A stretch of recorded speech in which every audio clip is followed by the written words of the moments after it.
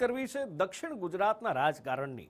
અહીંનું રાજકારણ કંઈક અલગ જ છે। અહીંયા એક બાજુ ચૈતર વસાવા વર્સિસ મનસુખ વસાવા જોવા મળે છે અને હવે વધારે એક વસાવા નેતા આમાં આવી ગયા છે, વધારે એક પટેલ નેતા, આદિવાસી નેતા આમાં આવ્યા છે। સાંસદ ધવલ પટેલ અને ચૈતર વસાવા વચ્ચે ચકમક જરતી રહે છે અને આ વખતે ચૈતર વસાવાની સાથે અનંત પટેલ પર પણ સાંસદે પ્રહાર કર્યા છે। બંને નેતાઓને સાંસદ ધવલ પટેલે આદિવાસી વિરોધી ગણાવ્યા છે। આમ આદમી પાર્ટીએ દિલ્હીમાં બિરસા મુંડાની પ્રતિમા હટાવ્યાનો આરોપ પણ ધવલ પટેલ દ્વારા લગાવવામાં આવ્યો છે।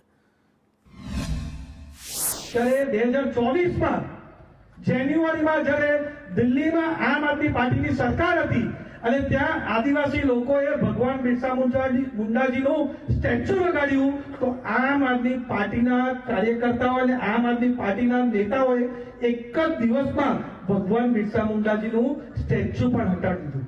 આ બતાવે છે કે આ ચૈતર વસાવા જે આદિવાસી કરે છે એમની પાર્ટી જ કેટલા આદિવાસી વિરોધી છે।